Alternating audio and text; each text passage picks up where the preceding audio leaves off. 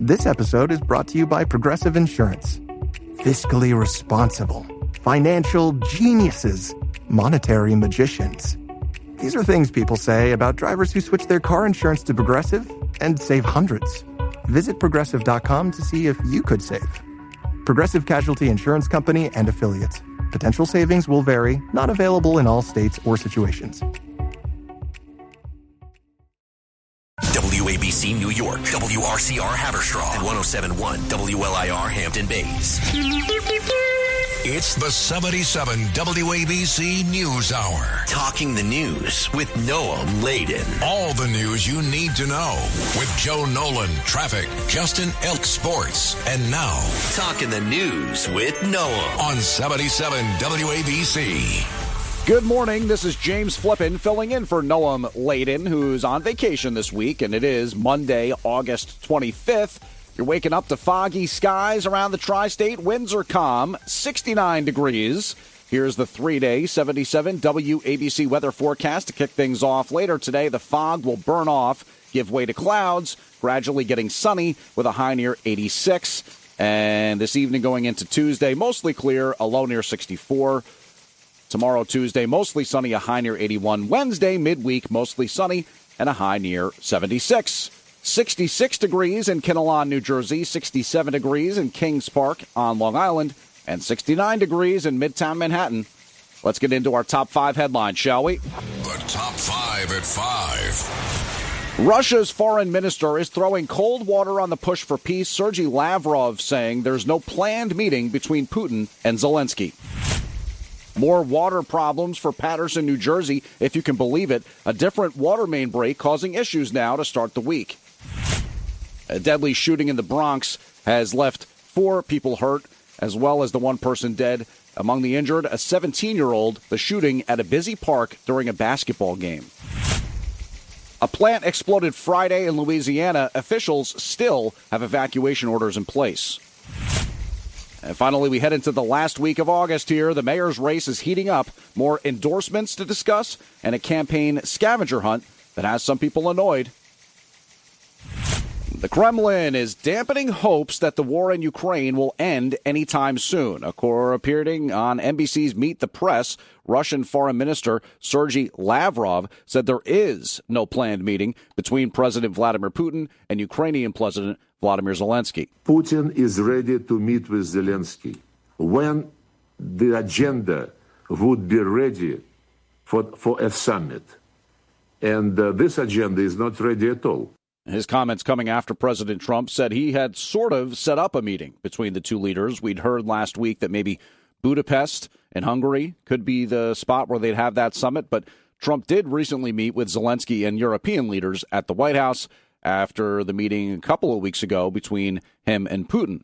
The president pushing for a peace deal to end the 3.5-year-old war, which, of course, started when Russia invaded Ukraine. Lavrov says a potential meeting would need to be useful. That he is ready to meet with President Zelensky, provided this meeting is really going to decide something. Yeah, Lavrov talking about key issues, including security guarantees and territorial disputes that have yet to be resolved. Now, Vice President J.D. Vance is expressing confidence that the U.S. can still end the war between Russia and Ukraine.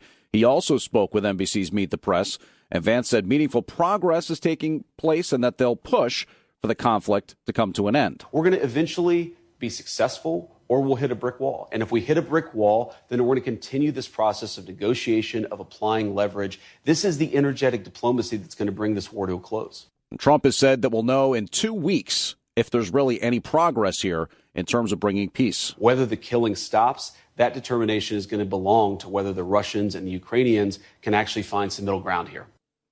Trump still trying to broker this peace deal, and we know that Vance and both Trump and Vance have said definitely not going to send any U.S. troops to Ukraine. The president's been very clear. There are not going to be boots on the ground in Ukraine, but we are going to continue to play an active role in trying to ensure that the Ukrainians have the security guarantees and the confidence they need to stop the war on their end. Meanwhile, Ukraine's Air Force says Russia launched drone and missile strikes into the country yesterday as Ukraine celebrated its 1991 independence. By the way, that's sort of worth noting. 1991 what's interesting about what's going on between Russia and Ukraine, and maybe interesting is the wrong word, but it's sort of like a civil war. You know, I mean, this is really the fallout of the USSR still to this day, where Ukraine and Russia were obviously member states of that body. Ukraine's President Volodymyr Zelensky noting that while his country declared independence from the Soviet Union 34 years ago, it's now fighting a war for independence with Russia. Ukraine carried out drone attacks on Russia overnight, where officials say one drone was shot down, starting a fire at a nuclear plant. Officials say radiation levels did remain normal and there was no immediate danger.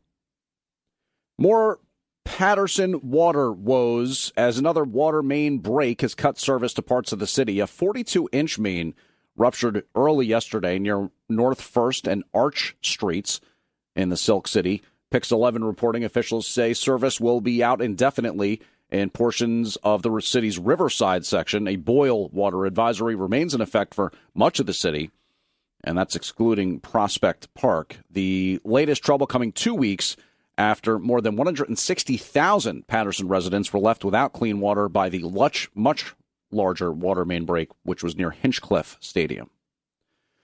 In the Bronx, a shooting this weekend left one person dead and 4 others injured. It happened in the Williamsbridge section just before the sun went down on Saturday. One resident spoke with Pix 11 describing the chaos.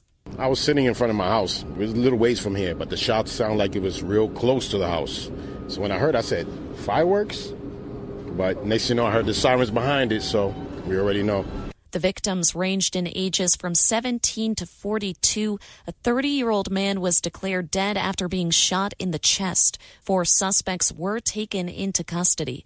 I'm Liz Radabali for 77 WABC News. And Eyewitness News caught up with the family members of one victim, the 17-year-old. Well, let's see if this is going to play or not. All right, not right now. That's all right. But the mom and aunt of Anthonea Campbell, the youngest victim, speaking with Eyewitness News, basically, you know, what a tragic situation this is, and alluding to the fact that they do hope that treatment can be successful for their family member.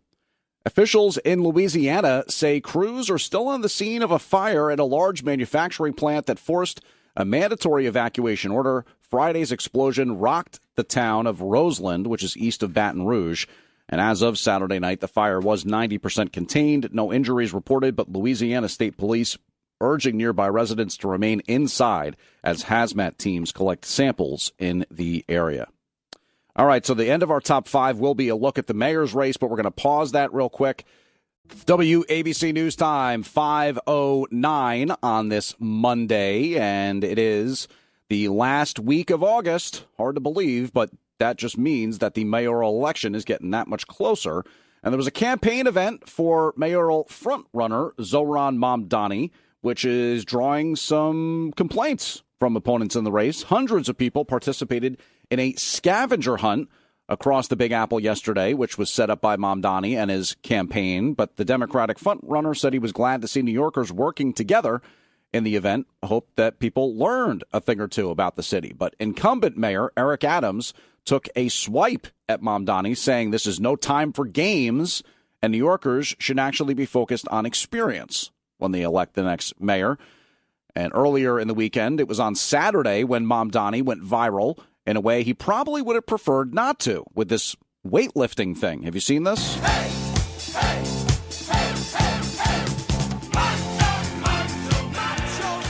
Yeah, Mamdani's being mocked for not being able to lift a 135-pound barbell on his own at the annual Men's Day event.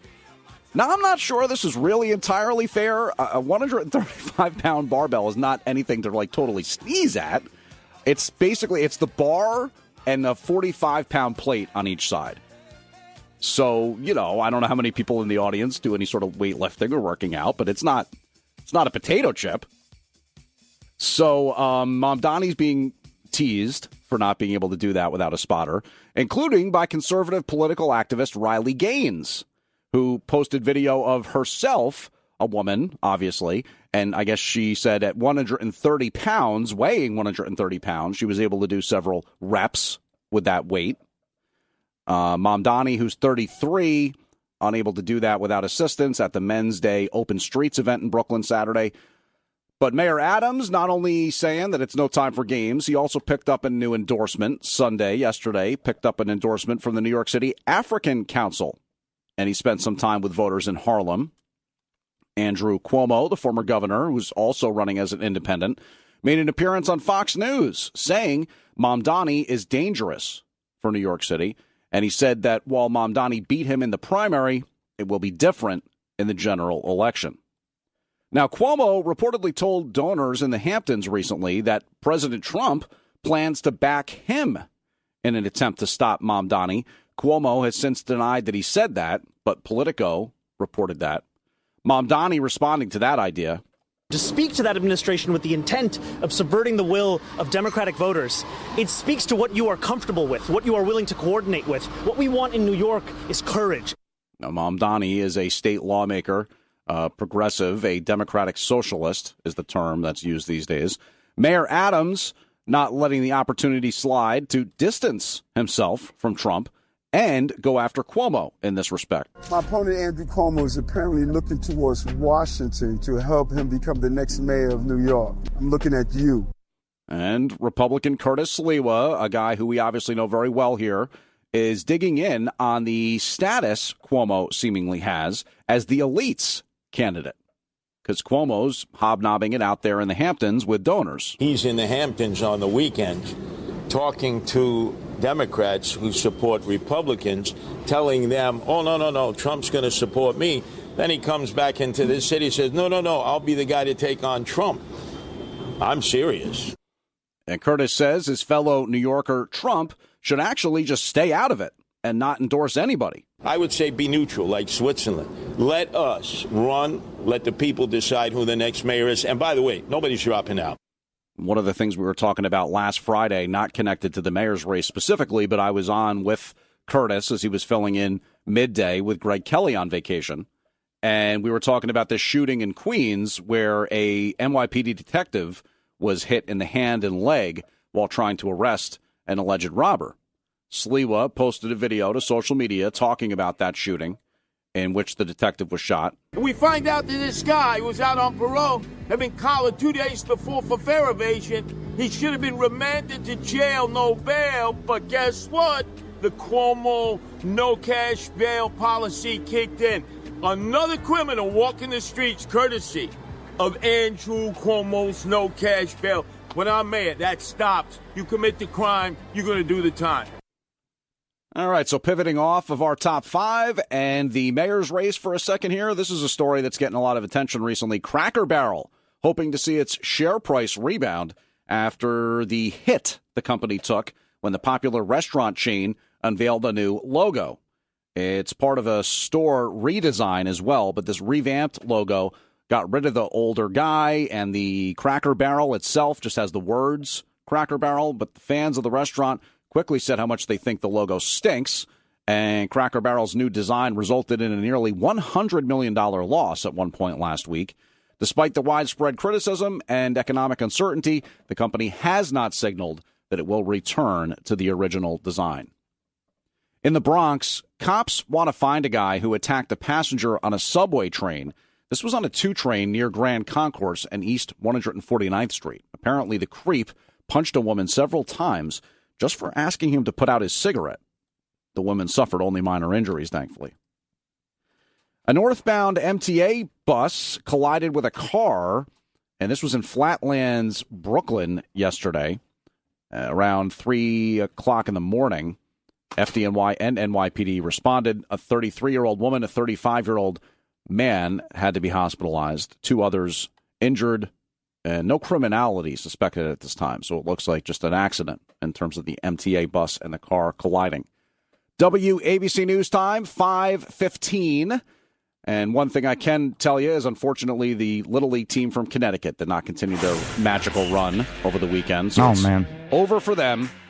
But we'll see what else is going on in the sports world with Justin Ellick. Yeah, well, they were our only real promising baseball club here locally. Well, you know, that kind of stinks. I was thinking about it. They beat the team Las Vegas in some other part of the tournament and then advanced to the semifinals, but they lost to Las Vegas because of the round-robin nature of it. Damn. So it's a lose and go home, I guess, in the semifinals. Oh, yeah, totally. But I'm sure they want that one back. Yeah, what are you going to do? What are you going to do? We will also start on the professional diamond here. James flipping out in the Bronx. Jazz Chisholm Jr. hit a pair of 2-run homers. Trent Grisham also went deep twice, and the Yankees beat the Red Sox 7-2 to prevent a 4-game sweep. Carlos Rodon allowed 1 hit in 5 2/3 innings as the Yankees moved within a half game of rival Boston for the top American League wild card. They are 5.5 games behind first-place Toronto in the AL East. Boston outscored New York 19-4 in the first 3 games of the series and was looking for its first sweep of at least 4 games in the Bronx since 1939. After dropping 8 straight to the Red Sox, the Yankees improved to 2-8 in the season series. Chisholm had his 8th career multi-homer game, and then 3rd this season. He went deep in the 2nd for his 100th career homer and connected again in the 8th off Walker Buehler. Giancarlo Stanton had 2 hits, including a 117.8-mile-an-hour double for his 1600th career hit. Stanton scored on a sac fly in the 4th by Caballero, who started at shortstop for the slumping Anthony Volpe. Up next for the Yankees, the rookie Cam Schlittler will get the start in tonight's opener of a 3-game series against the visiting Washington Nationals. First pitch from the Bronx is scheduled for 7:05 p.m. In Atlanta, the Mets dropped their series finale 4-3 against the Braves after taking the first 2 against Atlanta over the weekend. The Mets, who led 2-0, were denied their first sweep at Truist Park, which opened in 2017. Their last series sweep in Atlanta came at Turner Field in 2016. Juan Soto hit an RBI single for New York in the 9th before Pete Alonso and Jeff McNeil were retired consecutively to end the game. New York's Mark Vientos hit a 2-run homer in the 2nd. Vientos hit 2 of the Mets' 6 homers in Saturday night's 9-2 win. David Peterson gave up 2 runs in 5 2/3 innings, falling 1 out shy of giving the Mets their 3rd consecutive start of at least 6 innings. The Mets have fallen a season-high 7 games back from the NL East leading Phillies, going into a 3-game series between the teams beginning tonight at Citi Field. Kodai Senga will get the start in what will be a 7:10 p.m. first pitch from Queens. And you did have some tennis yesterday, the U.S. Open getting underway out in Queens. There's a larger contingent of Americans in this year's Open men's bracket than any time in the past quarter century, I should say. And 2 of the leaders, Taylor Fritz and Ben Shelton, got the tournament started with dominant performance. Shelton, the number 6 seed, then twice a Grand Slam semifinalist, needed just 2 hours and 7 minutes to get past qualifier Ignacio Buze of Peru, 6'3", 6'2", 6'4". For the 2nd straight year, Shelton was the opening act at Arthur Ashe Stadium in the event's debut. It started yesterday. Last year, it started on Monday, but yesterday, the Sunday start. Of course, Fritz, the number 4 seed and the runner-up to Yannick Sinner at Flushing Meadows a year ago, needed about 10 fewer minutes to move on with a 7-5, 6-2, 6-3 victory over yet another U.S. man, Emilio Nava, at Louis Armstrong Stadium. That is your sports, James, and I'm Justin Ellick on 77 WIBC. News time, 5:20. This is James Flippin filling in for Noam Layden on the 5 a.m. News Hour. National Guard troops in Washington, D.C. have begun carrying firearms. NBC News reporting that Guard members will carry service-issued M17 pistols with a small number armed with M4 rifles. It was Friday when Defense Secretary Pete Hegseth authorized 2,000 National Guard members in D.C. to begin carrying weapons, although Guard members are going to continue to focus on protecting federal assets and providing a safe environment. President Trump says he may send National Guard members to Baltimore as part of his national crackdown on crime. Making a post on Truth Social, Trump said Maryland Governor Wes Moore's record on crime is very bad, and that he'll send troops to the city if he thinks it needs help. Governor Moore responded during an appearance on CBS's Face the Nation, accusing the president of spending his time in the Oval Office making jabs and lobbing attacks. And Governor Moore also argues there are people on the ground already doing the work to actually bring down crime. Back in New York City now, this just coming into the newsroom. Breaking news, WABC. 2 random attacks in Central Park this morning on the west side of the park. An 18-year-old victim punched, kicked, and strangled. And the same attacker, cops say, threw a 37-year-old man to the ground in a separate incident and bit his ear. Both victims hospitalized. According to the NYPD, there is a person of interest in custody. President Trump will host South Korean President Lee Jae-myung today. It'll be the first time the two have met, and trade security on the agenda. The two nations reached a trade deal last month that will see 15% tariffs on imports from South Korea. And Lee will also be joined by the heads of top South Korean companies, including Samsung and Hyundai. Postal services from around the world stopping some shipments to the U.S. over confusions about new import duties. Global mail carriers based in Britain, France, and Germany, among those saying they've temporarily suspended shipments to the U.S. starting this week. President Trump signed an executive order last month abolishing a trade loophole which had allowed goods valued at less than $800 to enter the U.S. duty-free. Staying international here, we got some bad news late last week in the bid to save the ostriches up in British Columbia, Canada. A court ruled these ostriches can be exterminated at the Universal Ostrich Farms. Dr. Mehmet Oz on the Cats Roundtable yesterday urging Canada to toss aside the court ruling, which could pave the way for 400 ostriches to be exterminated. It's all a big fight over bird flu. The farm says that the ostriches show signs of past infection and that they fought off bird flu. But Canadian health authorities argue that the ostrich farm is open air pens, so the birds can and do interact with wild birds. But activists, including Dr. Oz, who's offered to house the ostriches at his ranch in Florida, say the ancient birds may hold health secrets in their DNA. And that's something 77 WABC owner-operator John Katsimatidis has been keyed in on, as well as Health Secretary Robert F. Kennedy Jr., and as they've pushed for the ostriches to be spared. Starbucks fans going to get their hands on the pumpkin spice latte this week. The coffee giant says the drink will be available starting tomorrow, which is the latest that the popular drinks got on sale since 2022. Kids are heading back to school around the country. Many colleges already underway, and I know our interns here at 77 WABC are back at school. Shout to Haley and Paige at Scranton and Rowan, respectively, in the news department. There are ways for parents to save on the cost of college, by the way. If you don't have a 529 college plan, the Wall Street Journal says there are still 2 college payment tax credits that you can get for $2,000 or $2,500 for as many as 4 years. For info, Google American Opportunity Tax Credit or Lifetime Earning Credit. American Opportunity Tax Credit or Lifetime Earning Credit. Or get Saturday's Wall Street Journal at your library. You can appeal colleges' financial aid decisions, too. Many do. Joe Connolly, 77 WABC News.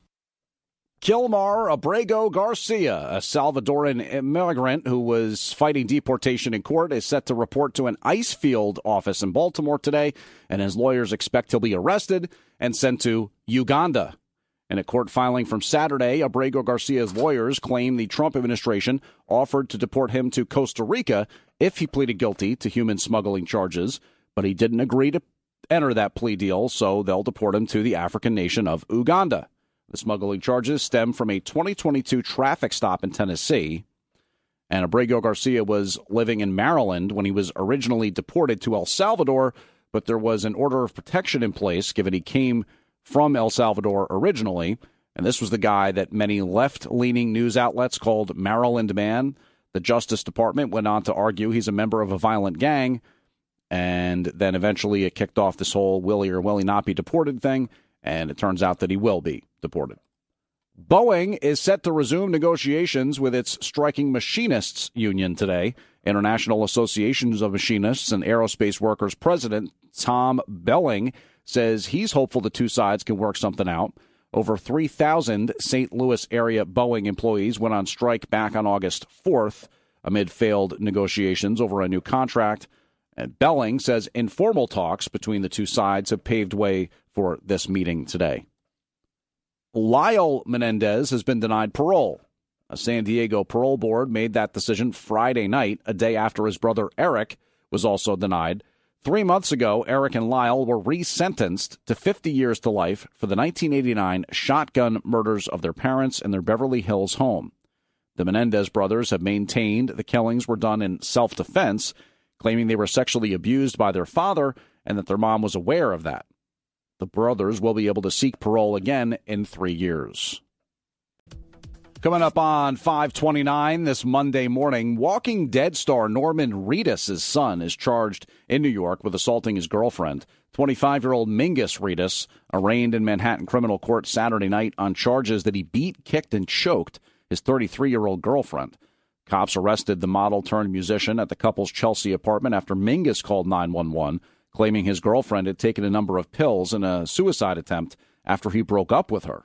This not Mingus's first run-in with the law. He was charged with punching a woman at the 2022 San Gennaro Festival in Little Italy and later copped to a plea deal. The hit horror movie Weapons has reached the $100 million mark at the domestic box office. The thriller from Warner Brothers has been the #1 movie in U.S. theaters for the past 2 weeks, already earning more than $100 million in the U.S., over $72 million internationally. I don't understand at all. Why just her classroom? Why only her? Where are our children? Warner Brothers officials say they're thrilled since the picture only cost about $38 million to make. It continues a string of hits for the studio, which is still making money off the films Superman and F1, both of which have made nearly $600 million. I'm Scott Carr. WABC News Time, 5:30. Unconfirmed reports of active shooters plaguing Villanova University right now. These hoax shooting reports, apparently. Also, the latest for Alligator Alcatraz, including what Border czar Tom Homan has to say. And we lost an actor you know from The Sopranos this weekend. That and more. I'm James Flippin, filling in for Noam Layden on the 5 a.m. News Hour. The 77 WABC News Hour. Talking the news with Noam Layden. On 77 WABC. It's the 77 WABC News Hour. Talking the news with Noam Layden. All the news you need to know with Joe Nolan, traffic, Justin Ellick, sports. And now, Talking the news with Noam. On 77 WABC. Good morning. James Flippin filling in for Noam Layden this week. It's Monday, August 25th.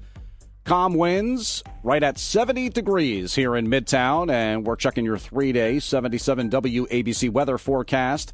Later today, gradually getting sunny with a high near 86. Tomorrow, Tuesday, mostly sunny, a high near 81. Wednesday, more sun, a high near 76. Unconfirmed reports of an active shooter at the University of South Carolina and a false report at Villanova University led to lockdowns and evacuations yesterday. In South Carolina, students and staff at the Columbia campus were ordered to shelter in place, saying an active shooter had been reported. That alert went out around 6:30 last night, and people were told to barricade their homes if necessary. Officials later said there actually was no evidence of a shooter. And then at Villanova, which is just outside of Pennsylvania, a hoax report temporarily disrupted things on campus. That was the second fake shooter report at the school within just a week's time. A one-of-a-kind Michael Jordan and Kobe Bryant basketball card was expected to sell for over $6 million. Well, it went way past that and sold for $12.9 at an auction. The card, part of the 2007-2008 Upper Deck Exquisite collection, and it does feature NBA logo patches next to the photos of the basketball legends Jordan and Bryant. The winning bid plays Saturday, which would have been Bryant's 47th birthday, by the way. In financial news, the U.S. stock market popped Friday. The Dow closed up 846 points. That was after Federal Reserve Chair Jerome Powell indicated a rate cut is likely coming next month. And in terms of economic data this week, today we get new home sales for July. We're also going to get consumer confidence for August tomorrow. Initial jobless claims coming your way on Thursday, and then we get the PCE, Personal Consumption Expenditures Index, on Friday, which is the Fed's preferred inflation gauge. President Trump's border czar is defiant after a federal judge ordered the closure of the Sunshine State's so-called Alligator Alcatraz. The federal court ordered the immigrant detention center at the Florida Everglades to close within 60 days. Border czar Tom Homan tells News Nation, though, the order is not going to stop the operations of Immigration and Customs Enforcement and that federal authorities will continue making arrests. The judge in the case said state and federal authorities broke several environmental laws as they raced to build the detention center. State officials in Florida have appealed the injunction. I'm Scott Carr. Environmentalists, people concerned about the environment, they say they're happy about the latest developments for Alligator Alcatraz after the federal judge's ruling halting construction at the migrant detention facility. Alligator Alcatraz could be saying in a while, crocodile, within the next 3 months. Sorry, had to do that one. Ron McGill works for Zoo Miami. He says it won't be easy to see exactly how much damage was done to the Everglades environment since the Migrant Detainee Center opened in July, but he argues the work took a toll. First and foremost, it's the light pollution, which alone affects the wildlife out there, the noise, the construction, the runoff of water, the pollution in the area. The matter is, with all that traffic going over there, all that light pollution going in there, all that noise, in my opinion, no question, has altered wildlife in the area. And that wildlife, by the way, includes the Florida panther and bonneted bat. I'll tell you the one thing that I learned, especially after COVID, is that if you give wildlife the opportunity to recover, it can. Florida is appealing the judge's decision, by the way. Sopranos actor Jerry Adler dead at the age of 96, and he was probably best known for playing Hesh on The Sopranos, so we'll take a look back at his legacy in a second. WABC News Time, 5:39. James Flippin filling in for Noam Laden. Jerry Adler, a longtime theater veteran who got his break on Broadway, died at the age of 96 on Saturday. According to his obituary from the Riverside Memorial Chapel in New York, he was probably best known for playing Hesh, the record producer and close confidant of Tony Soprano on the HBO series The Sopranos. Courtesy HBO here, this audio. Music business back then, we were breaking all the rules. Making them, breaking them as we went along. Things haven't changed much, huh? Were we hard-nosed? Yeah. But we gave a lot of kids their start. A lot of Negro youth. Took them out of the ghetto. Kids with talent, put them on the stage. Herman, ordinarily, I'd be more than happy to stroll down memory lane with you. What do you want to do here, Hesh? I'm guided by you. He's got to do the right thing, that's what. Oh! Hey, you're way out of line, kid. Let's get some cold, fizzy water on your head. Adler was a theater veteran, got his start working on some of Broadway's biggest shows. His credits include work behind the scenes on shows, including the original 1956 productions of My Fair Lady and Annie. And he later went on to appear on several popular TV series, such as Quantum Leap, Law & Order, Hudson Street. He also had a run on Rescue Me, the FX show about a New York City firehouse. SpaceX, once again scrubbing the launch of its massive Starship rocket. The private space company stood down from the launch of Flight 10 Starship to allow time for some troubleshooting as ground systems issues arose. The uncrewed prototype was set to follow a similar flight plan to the last 3 Starship missions, which all failed. SpaceX hoping the Starship would continue flying through space so it could deploy 8 satellite simulators. The company has yet to successfully complete a mission for the stainless steel spacecraft, which is being engineered to be fully reusable and would be able to carry up to 100 people to deep space destinations. Some really kind of scary and disturbing footage from over the weekend as the son of former UFC champion Rampage Jackson was involved in a beatdown of a fighter who was unconscious. As basically what's happening here is the former UFC champion Quentin Rampage Jackson has issued an apology and said he's very upset following that violent incident involving his son, Raja. And this was at an event in Sun Valley, California, Saturday night. According to organizers, Raja, who is a professional MMA fighter, committed what they described as a selfish, irresponsible act of violence. Video from the event, which was live streamed and later shared on social media, shows Raja entering the ring during an ongoing match and forcefully slamming a man to the mat. He then mounts that individual and delivers multiple punches to the face and head, continuing to assault the man even as he appeared motionless. Back in New York, House Democratic leader Hakeem Jeffries hinting at the possibility of mobilizing redistricting efforts or gerrymandering efforts in more blue states.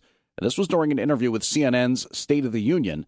Jeffries says Democrats would be ready if more Republican-led states aim to redraw maps in their favor. We will continue to respond when necessary across the country. Right now, this has happened in Texas. California has responded. Let's see what comes next.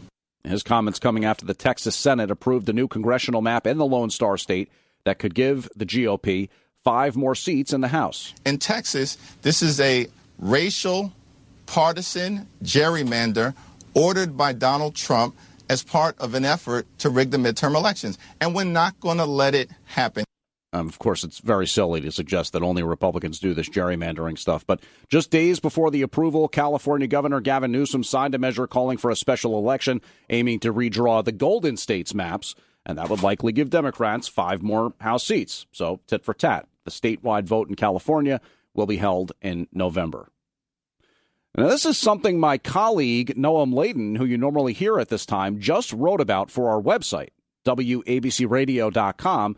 As at least for our area, he's talking about how this keeps happening. Utility bills on the rise across the U.S. Federal data shows electricity costs are up by more than 5% and natural gas has risen by nearly 14%. An analysis from the Center for American Progress shows nearly 60 utility companies will soon increase electricity rates this year by more than $38 billion, and that's affecting over 57 million Americans. The U.S. Energy Information Administration expects residential electricity rates to increase by a whopping 18% in the near future.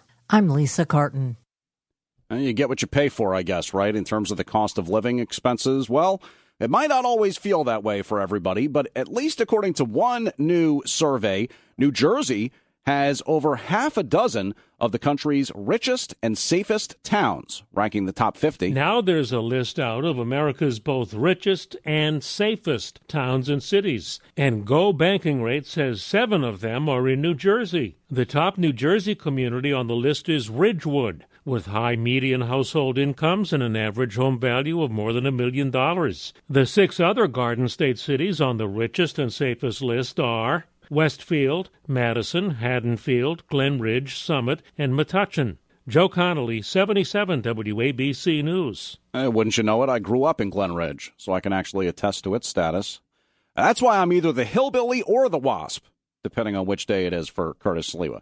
And one thing I want to tell you about real quickly is you can go to WABCRadio.com to sign up for our new and improved newsletter. You get the best of 77 WABC sent directly to your inbox. Go to WABCRadio.com, click newsletter, and sign up for our weekly send of in-depth analysis from the news team and key moments from shows, plus video and deals on 77 WABC merchandise. The 77 WABC newsletter. Sign up now. We send it every Monday at 10 a.m.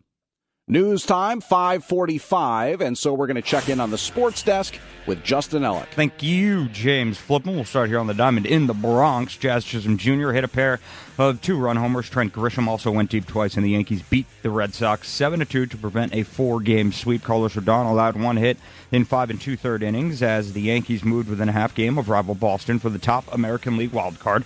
They are 5.5 games behind first-place Toronto in the AL East. Boston outscored New York 19-4 in the first 3 games of the series and was looking for its first sweep of at least 4 games in the Bronx since 1939. After dropping 8 straight to the Red Sox, the Yankees improved to 2-8 in the season series. Chisholm had his 8th career multi-homer game, then 3rd this season. He went deep in the 2nd for his 100th career homer, then connected again in the 8th off Walker Buehler. Giancarlo Stanton had 2 hits, including a big double for his 1,600th career hit. Stanton scored on a sacrifice fly in the 4th by Jose Caballero, who started at shortstop for the slumping Anthony Volpe. Up next for the Yankees, the rookie Cam Schlittler will get the start in tonight's opener of a 3-game series against the visiting Washington Nationals. First pitch from the Bronx is scheduled for 7:05 p.m. in Atlanta. The Mets dropped their series finale 4-3 against the Braves after taking the first 2 against Atlanta over the weekend. The Mets, who led 2-0, were denied their first sweep at Truist Park, which opened in 2017.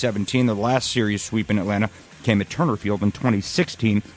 Juan Soto hit an RBI single for New York in the 9th before Alonso and McNeil were retired to end the game. New York's Mark Vientos hit a 2-run homer in the 2nd. Vientos hit 2 of the Mets' 6 homers in Saturday night's 9-2 win. David Peterson gave up 2 runs in 5 2/3 innings, falling 1 out shy of giving the Mets their 3rd consecutive start of at least 6 innings. The Mets have fallen a season-high 7 games back of the NL East, leading Phillies going into a 3-game series between the teams beginning tonight at Citi Field. Kodai Senga will get the start, then what will be a 7:10 p.m. first pitch from Queens. Some tennis to get to from yesterday at Flushing Meadows. A larger contingent of Americans in this year's U.S. Open men's bracket than at any time in the past quarter century, and 2 of the leaders, Taylor Fritz and Ben Shelton, got the tournament started yesterday with dominant performances. Shelton, the number 6 seed and twice a Grand Slam semifinalist, needed just 2 hours and 7 minutes to get past qualifier Ignacio Busse of Peru. 6-3, 6-2, 6-4 was your final there. And for the second straight year, Shelton was the opening act at Arthur Ashe Stadium in the event's debut of a Sunday start instead of Monday. A lot of the players are against that layout, so we'll see how it shakes out. Fritz, the number 4 seed, then the runner-up Tionic Sinner at Flushing Meadows a year ago, needed about 10 minutes fewer to move on with a 7-5, 6-2, 6-3 victory over yet another U.S. man, Emilio Nava, a wild card entry at Louis Armstrong Stadium. That is your Sports James, and I'm Justin Ellick on 77 WABC. WABC News Time, 5:50. James Flippin filling in for Noam Laden. And speaking of transit, a new report doesn't look so hot for the MTA's Lost and Found office. Don't you forget about me. If you leave something on the bus or train, you might as well kiss it goodbye forever, as the MTA needs to make some serious upgrades to its Lost and Found. The agency's Inspector General found that more than half of the items found were never returned to the owners, and 80% of lost items don't even make it to the Lost and Found office to begin with. New York City Transit Division is accepting the facts of the report and agreed with recommendations on how to improve both the storage and record keeping of lost items. I'm Liz Radabali for 77 WABC News. The FDA says an independent bottler has voluntarily recalled certain sugar-free 7-Up sodas because thousands of cans were mislabeled. Buffalo Rock Company Incorporated issued the recall for over 20,000 aluminum cans of 7-Up Zero Sugar tropical soda, and that's because they were mistakenly filled with full sugar product. And those cans distributed in Georgia, Alabama, and Florida. A disturbing trend developing at professional sporting events. During Friday night's preseason game between the Tennessee Titans and Minnesota Vikings, it happened again as an adult toy was thrown onto the field near the 6-yard line with just over 5 minutes left in the game. The teams were on the field when the object was thrown. Social media video shows someone on the field pick up the neon green toy and hand it to security. The incident in Nashville follows a string of similar occurrences at WNBA games. I'm Rob Martier. Yeah, and Rob calling it a adult toy. I had to confirm with Lou Ruffino here, but you can say what they are. They're dildos. So they're being thrown out on the court. I guess people think it's really funny. And the WNBA is where this trend really kind of kicked off in earnest. In Queens, the U.S. Open is underway with a strong showing from American players. 4th-seeded Taylor Fritz and 6th-seeded Ben Shelton cruised into the second round with straight-set wins. Novak Djokovic also advanced. And on the women's side, Americans McCartney Kessler and Catherine McNally both moved on. Down in D.C., National Guard troops are now authorized to carry firearms as they fight crime. In line with President Trump's agenda, Guard members are going to continue to focus on protecting federal assets and providing a safe environment. President Trump also turning his attention to Baltimore, saying he may send Guard members to Charm City. Post on Truth Social, Trump saying that Maryland Governor Wes Moore has a very bad record on crime. And there's also been reporting Trump may want to send National Guard members to Chicago to fight crime. Ukraine's Air Force says Russia launched drone and missile strikes into the country yesterday as Ukraine celebrated its 1991 independence. Vladimir Zelensky, the president of Ukraine, noting that the country declared independence from the Soviet Union 34 years ago, but now finds itself in a fight for independence with Russia, he says. Ukraine also carried out drone attacks of its own on Russia overnight. Officials there, Moscow, say one drone was shot down and started a fire at a nuclear plant, but that there was no immediate danger in terms of radiation levels. And Sergei Lavrov, the Russian foreign minister, over the weekend, basically saying that there is no meeting right now scheduled between Presidents Zelensky and President Putin. Let's check in, or rather get connected, with our technology desk. The federal government now owns a 10% stake in a major chip company. President Trump says the CEO of Intel has agreed to give the U.S. a stake worth $10 billion. 2 weeks ago, Trump had called for the immediate resignation of Intel CEO Lip-Bu Tan, following reports claiming he was connected to China. There could be a bumper case for the soon-to-be-released Apple iPhone 17. Bloomberg says it would be similar to the bumper case that Apple introduced for the iPhone 4 in 2010. The iPhone 17 Air version of the rubber case would cover the edges of the phone, but not the back of it. And Siri's getting an upgrade, and it could involve a partnership with Google. Apple is reportedly in talks to use Google Gemini to power its AI-enhanced iOS assistant. Bloomberg says Apple approached Google's parent company Alphabet Inc. about a custom model, and Google's been testing one that can run on Apple's servers. Siri's upgrade is set for a potential release in 2026. Tech Report, I'm Tammy Trujillo. In health news, some good news emerged recently after Texas health officials basically said they'd gotten their measles outbreak under control. Then, in recent weeks, we heard about a malaria case in New Jersey. Well, now New Jersey officials are cautioning transit riders of possible exposures to measles. The state health department saying a Hudson County resident with a confirmed case of measles rode the PATH train and light rail between August 13th and August 15th. So they're urging people to check for any measles symptoms or to check if they've had that measles, mumps, and rubella shot. And the symptoms include high fever, cough, red eyes, runny nose, a rash, which appears a few days after symptoms start. The person with measles took the Hudson-Bergen light rail using the 8th Street station and also rode PATH Newark World Trade Center. Health officials say the first travel-associated human case of New World screwworm in America has been reported in Maryland. New World screwworm are parasitic flies that attack and eat healthy tissue, including in livestock, sometimes humans. Multiple reports indicate the patient traveled to the U.S. from El Salvador, where there is currently an outbreak. The case has been examined and verified by the CDC. The National Park Service says the North Rim of Grand Canyon National Park will remain closed for the rest of the 2025 season. The closure follows the Dragon Bravo wildfire, which damaged or destroyed about 70 structures in July. The historic Grand Canyon Lodge, the North Rim Visitor Center, and many guest cabins burned to the ground. Visitor services along the North Rim are closed, but the South Rim remains open. Planning is now underway to rebuild visitor facilities, including the Grand Canyon Lodge. I'm Lisa Carton. Fans of 1990s TV will be excited about this one.